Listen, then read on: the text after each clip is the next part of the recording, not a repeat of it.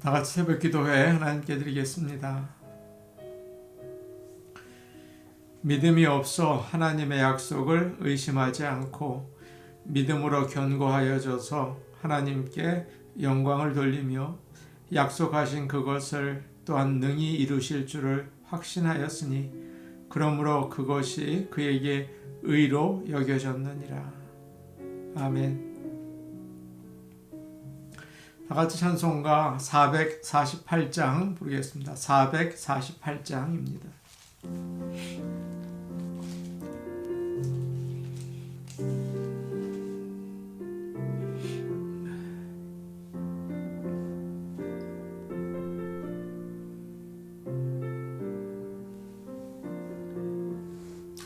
주님 가신 길을 따라 좁은 길로 가오리다.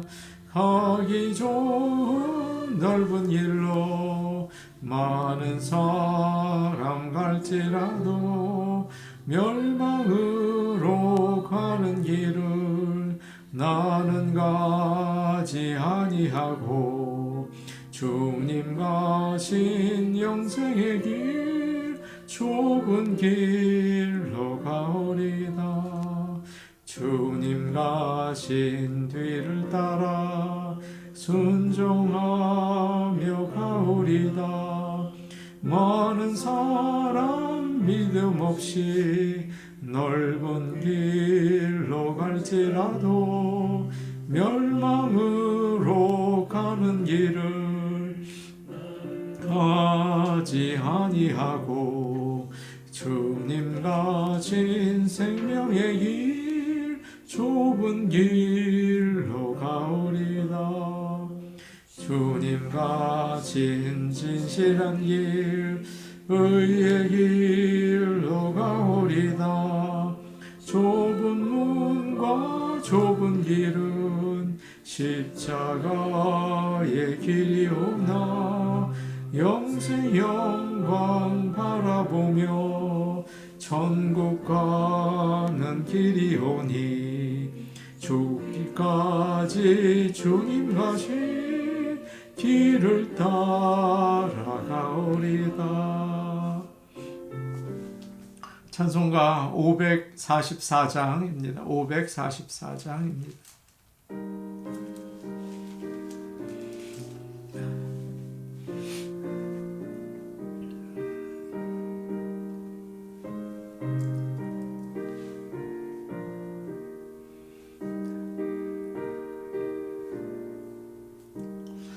울어도 못하네 눈물 많이 흘려도 겁을 없게 못하고 죄를 씻지 못하니 울어도 못하네. 십자가에 달려서 예수 고난 당했네. 나를 구원하시리 예수밖에 없네. 써도 못하네. 말과 뜻과 행실이 깨끗하고 착해도 다시 나게 못하니 힘써도 못하네. 십자가에 달려서 예수 고난 당했네. 나를 구원하시리 예수밖에 없네. 참아도 못하네. 할 수 없는 죄이니 흉한 죄에 빠져서 어찌하니 죽을까. 참아도 못하네. 십자가에 달려서 예수 고난 당했네. 나를 구원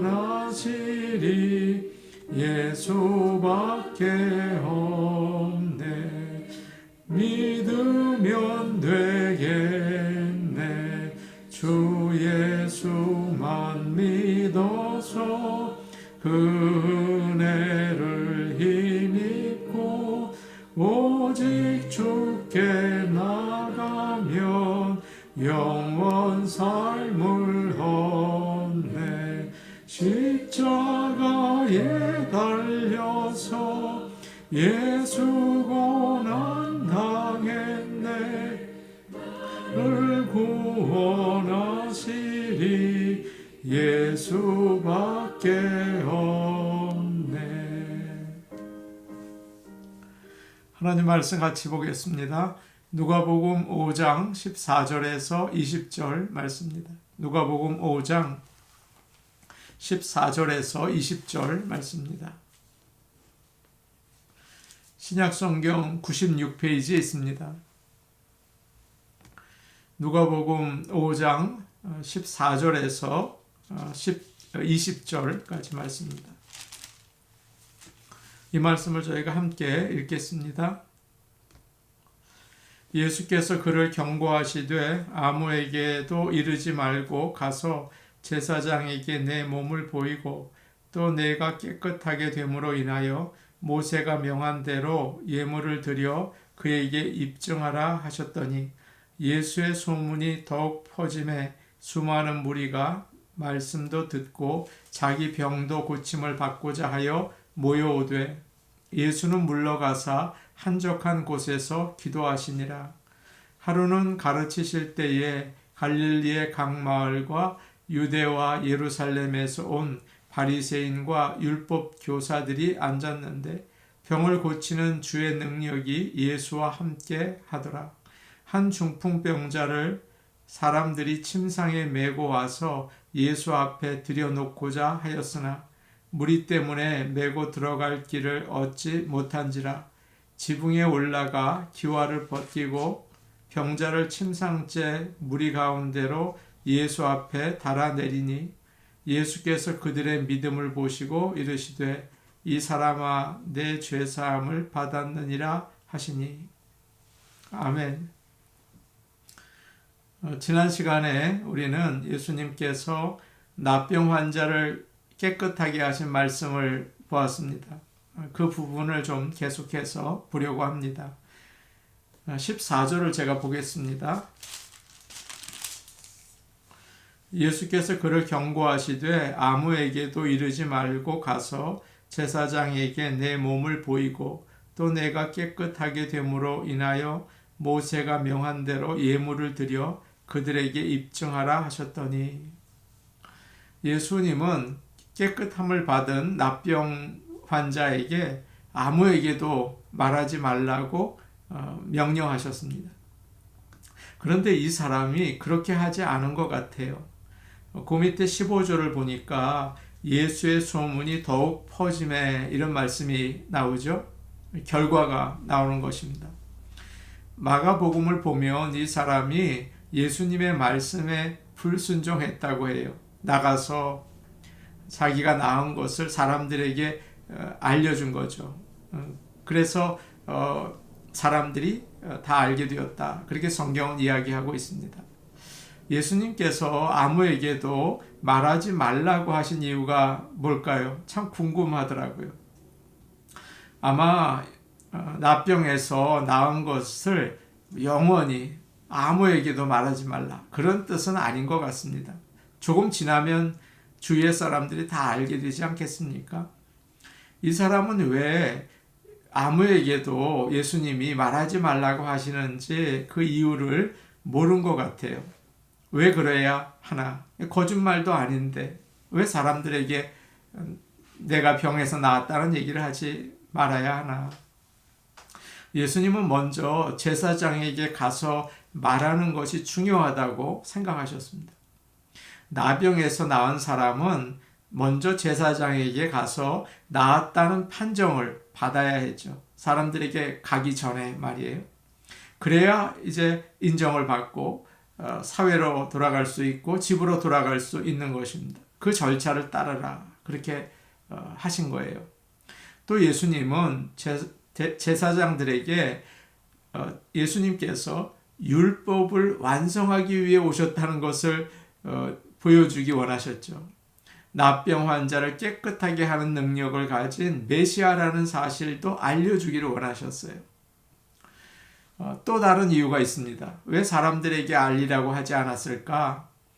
만일 이 납병에서 나은 사람이 기적이 일어났다고 사람들에게 막 이야기했다고 생각해 보세요. 그렇다면 하나님의 말씀을 따라 사는 사람들은 이제 관심이 없고 오히려 치료받기 원하는 사람들, 병자라든가 아픈 사람들, 그 사람들이 몰려오게 될 것을 알고 계셨어요. 그러나 이 사람이 예수님의 명령을 지키지 않은 것을 충분히 이해하시겠죠? 납병에서 나와서 너무나 기쁜 것입니다. 어떻게 사람들에게 말하지 않을 수가 있겠습니까? 그러나 주님의 말씀에 순종했어야 하죠.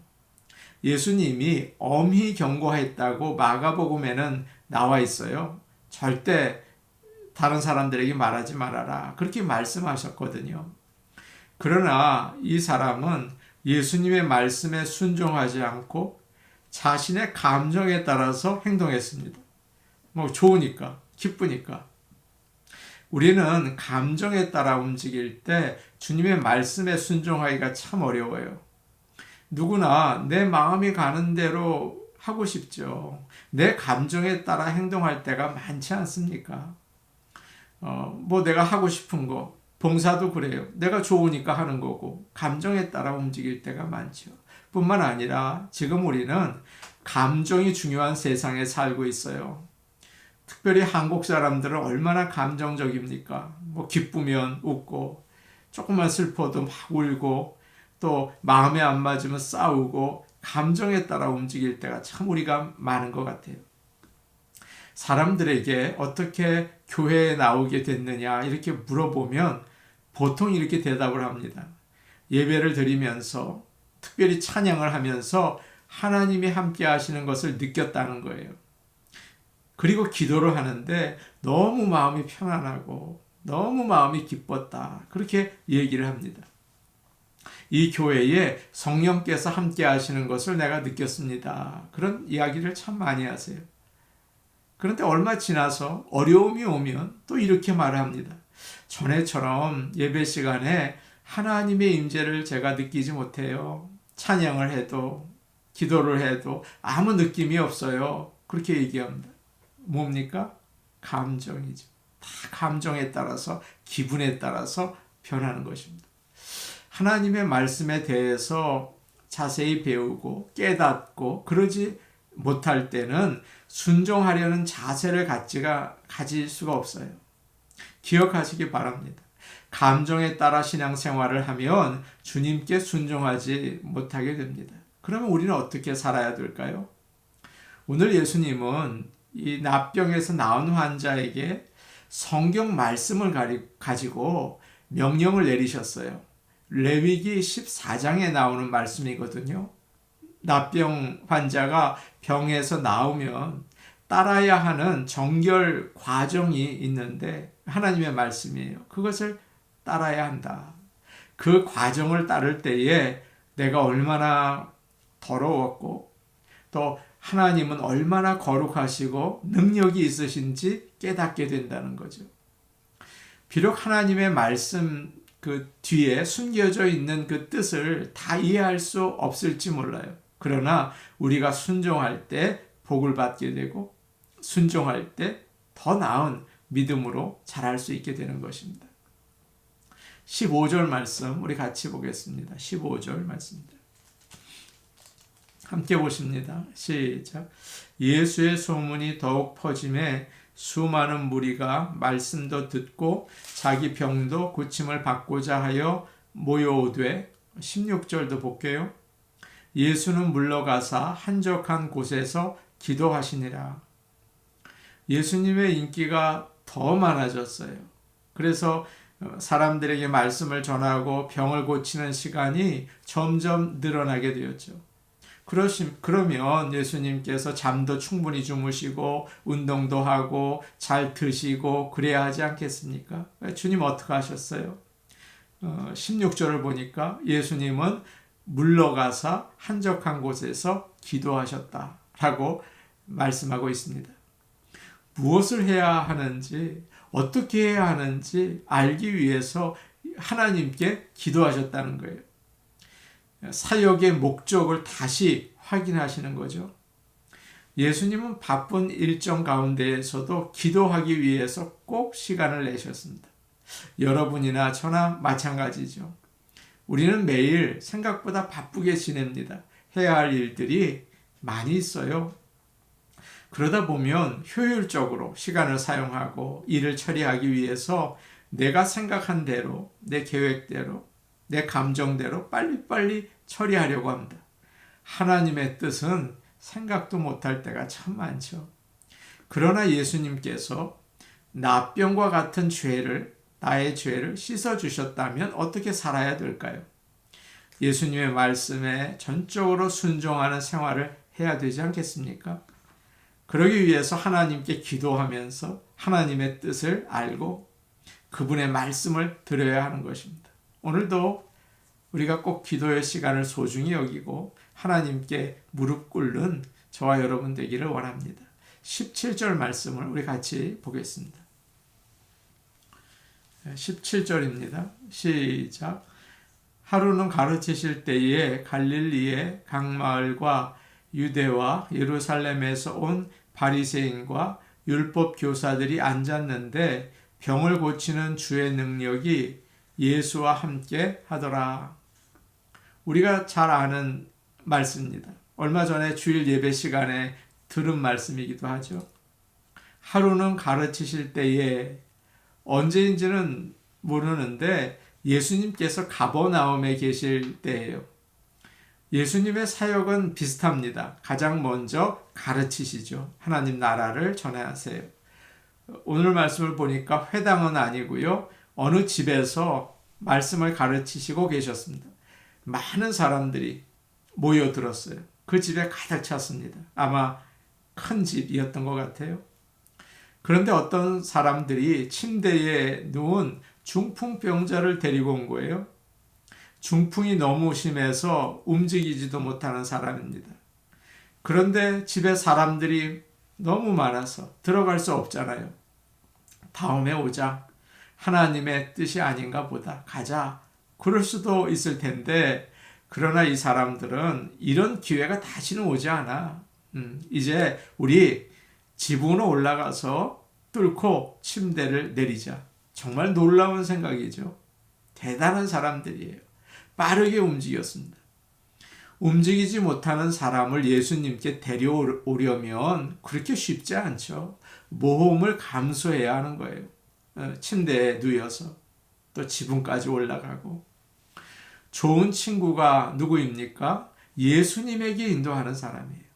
남편이나 아내나 부모나 자식이 영적인 중풍병에 걸려서 스스로 믿지 못하고 예수님께 나오지 못하고 죽어가고 있다면 그냥 있어서는 안 되는 거죠. 그럼 믿음이 없는 사람이죠. 다음에 가자. 그러지 말고 지금 예수님께로 인도해야 하는 것입니다. 지옥에 가잖아요. 얼마나 심각한 문제입니까? 꼭 구해내야죠. 사랑한다면 말이에요. 하늘나라로 인도해야 하는 것입니다. 사람들이 집에 가득 차 있고 예수님께서 말씀을 전하고 계시는데 갑자기 천정에서 공사를 하게 된 거예요. 소리가 나고 흙이 떨어지고 아마 아래에 있는 사람들이, 그 안에 있었던 사람들이 놀라서 소리를 치고 피했겠죠. 이 친구들은 구멍을 만들고 중풍병자가 누워있는 그 들것을 예수님 앞에 내렸습니다. 이런 상황에서 예수님께서 어떻게 하셨습니까? 20절 말씀인데 우리 같이 보겠습니다. 20절입니다. 같이 읽을게요. 시작. 예수께서 그들의 믿음을 보시고 이르시되 이 사람아 내 죄사함을 받았느니라 하시니. 예수께서 그들의 믿음을 보시고 이 친구들이 하는 행동을 보고 놀라셨어요. 야, 너희들 정말 대단하구나. 확실히 나를 믿고 있구나. 여러분, 믿음이 뭘까요? 무엇을 성경을 아는 것입니까? 또 어떤 그 큰 감동을 받는 것입니까? 예수님을 향해서 어떻게 행동하는가, 어떻게 살아내는가, 그것이죠. 주님은 이렇게 말씀하셨어요. 내 죄사함을 받았느니라. 아마 거기에 있던 사람들이 다 놀랐을 거요. 지금 중풍병자에게 필요한 게 뭡니까? 간단하죠. 몸이 낫는 거예요. 병을 고쳐주시는 거예요. 그런데 황당하게도 내 죄가 용서를 받았다라고 말씀하십니다. 사람에게 가장 필요한 게 뭔지를 오늘 아침 한번 생각해 보면 좋겠어요. 건강입니까? 경제적으로 넉넉한 것입니까? 사람들과의 관계입니까? 그게 가장 필요한 것은 아니고 더 중요한 게 있는데 그것은 죄를 용서받는 것이에요. 예수를 믿으면 복을 받는데 여러 가지 복이 있지만 가장 큰 복은 죄를 용서받는 것입니다. 저의 누님의 친구가 계세요. 지금은 은퇴하신 목사님의 사모님이십니다. 그 누님이 젊었을 때 주일학교 선생님이셨어요. 그런데 가르치던 반 아이가 교통사고로 죽는 일이 있었습니다. 어린아이가 말이에요. 이 누님은 내가 가르치던 아이가 정말 예수님을 믿고 천국에 갔을까? 내가 정말 복음을 올바로 전했을까? 그런 고민에 빠졌다는 이야기를 들은 적이 있습니다. 우리는 언제 무슨 일로 세상을 떠날지 모릅니다. 차 사고가 날 수도 있죠. 병원으로 실려가요. 의사가 오기를 기다리고 있어요. 가장 중요한 게 뭘까요? 죄를 용서받는 것입니다. 세상을 떠나도 하늘나라에 가는 거예요. 그때 미래가 있고 소망이 있는 것입니다. 우리 눈에는 병을 치료받는 게 중요해 보이죠. 누구나 마찬가지겠죠. 그러나 다시 아프고 죽게 되겠죠. 더 중요한 것이 있습니다. 예수님을 믿고 죄를 용서받는 일이에요. 인생이 참 빠르게 지나갑니다. 아이들이 금방 자라서 결혼을 해서 가정을 이루어요. 예쁜 처녀가 할머니가 돼요. 세상에서 잘 사는 거 부러워하지 말고 내가 죄를 용서받고 하나님의 은혜를 받고 천국 가는 일로 인해서 감사하고 예수님을 따라 사시기를 바랍니다. 그리고 그 구원의 소식이 얼마나 소중한지를 알아서 사랑하는 사람에게 전해서 멸망에서 구원으로 인도하는 저와 여러분 되기를 간절히 축복합니다. 아멘. 우리 같이 기도하겠습니다. 감정에 따라 신앙생활 할 때가 있어요. 업앤다운이 심하죠. 흔들린다고요. 그러지 말고 주님의 말씀에 순종하며 살 수 있게 도와주시옵소서. 죄를 용서해 주시고 천국으로 인도해 주세요. 최고의 기도입니다. 죄를 용서해 주시고 천국으로 인도해 주세요. 제가 믿는다고 했지만 나 너 모른다 그런 이야기 듣고 싶지 않습니다. 주님 저를 기억하시고 천국으로 인도해 주세요. 믿지 않는 가족을 주님께 인도하기를 원합니다. 내가 사랑한다고 말을 하는데 정말 죽음에서 구할 수 있는 그런 복음을 전할 수 있기 원합니다. 행복한 가정 될 수 있게 도와주시옵소서. 우리 성도들의 가정을 위해서 행복한 가정, 예수님의 그 십자가의 사랑이 있는 가정이 되게 하여 주옵소서. 우리 같이 기도하겠습니다. 은혜로우신 아버지 하나님, 우리가 감정에 빠져서 기분에 따라서 신앙생활을 할 때가 참 많이 있습니다.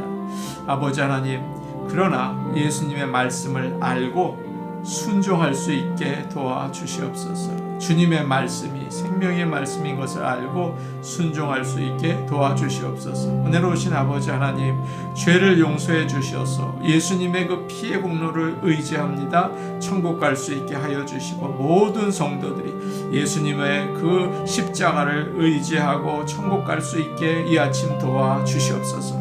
은혜로우신 아버지 하나님, 우리 가정에 믿지 않는 자들이 있습니다. 교회를 안 간다고 합니다. 그러나 이 중풍병자의 친구들처럼 주께로 인도하기를 간절히 원합니다. 오늘 기도하고 하나님께 맡기고 주께로 인도할 수 있게 도와주시옵소서. 우리 성도들의 가정 가운데 힘들고 어려운 가정들이 있습니다. 주님께서 붙잡아 주셔서 다시 한번 사랑의 불꽃이 피어나게 하시고 사랑하는 가정, 말씀 위에 선 가정이 되게 도와주옵소서. 예수님 이름으로 기도하옵나이다. 아멘. 은혜로우신 아버지 하나님, 나의 기분, 나의 감정에 따라 예수를 믿을 때가 참 많습니다. 그러다 보니 하나님의 말씀에는 순종하지 못하고 그저 기분만 좋게 하려는 신앙을 가질 때가 많습니다. 용서해 주시고 하나님의 말씀을 마음에 새기고 말씀을 따라 살아갈 수 있도록 도와주시옵소서. 예수님의 이름으로 기도하옵나이다. 아멘. 오늘도 복된 하루 되시기 바랍니다. 기도하시겠습니다.